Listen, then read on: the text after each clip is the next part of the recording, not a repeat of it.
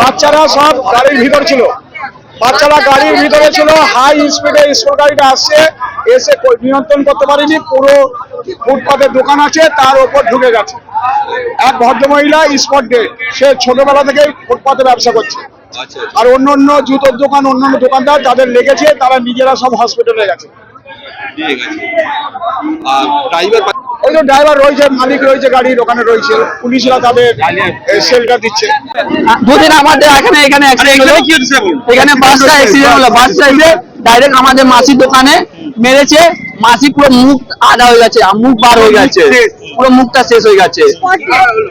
1 মাস আগে আমাদের পঞ্চাশতলাতে একটা হলো, পুরো একটা ছেলেকে মারলো, পুরো মাথা ফেটে গেছে, পুরো স্পটে ডেড হয়ে গেছে একটা ছেলে।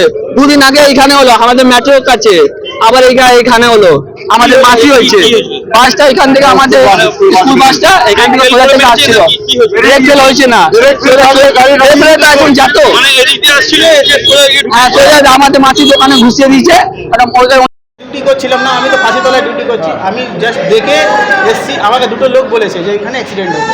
সেই আমি ছুটে গেছি, ওনাকে দেখছি ওনার হাত পুড়ে গেছে। তারা আমার স্যার আমাকে বললো যে ওনাকে হসপিটাল তাড়াতাড়ি নিয়ে যাও। সেই আমি হসপিটাল নিয়ে এসেছি। স্কুল বাস ছিল, স্কুল বাস ধাক্কা মেরেছে। এটা কি দাঁড়িয়ে ছিল? এনারা দাঁড়িয়েছিলেন এখানে, যেহেতু কেনাকাটি করছিলেন, ওই ধাক্কা লেগেছে ওনার হাতে। এখন আমরা একটা স্কুল বাস কন্ট্রোল লুজ করে রাস্তার ধারে অ্যাক্সিডেন্ট করে, একজন মারা গেছেন, বাকি 2 জন ইনজার্ড আছে। সে তো আমাদের মানে দেখতে হবে সে কি হয়েছিল। সে মানে আপনার 3 জন ছাত্র ছিলেন, ওনাদের মানে কিছু সেফ আছে, ওনাদের 2 জন ইনজার্ড হয়েছে আর একজন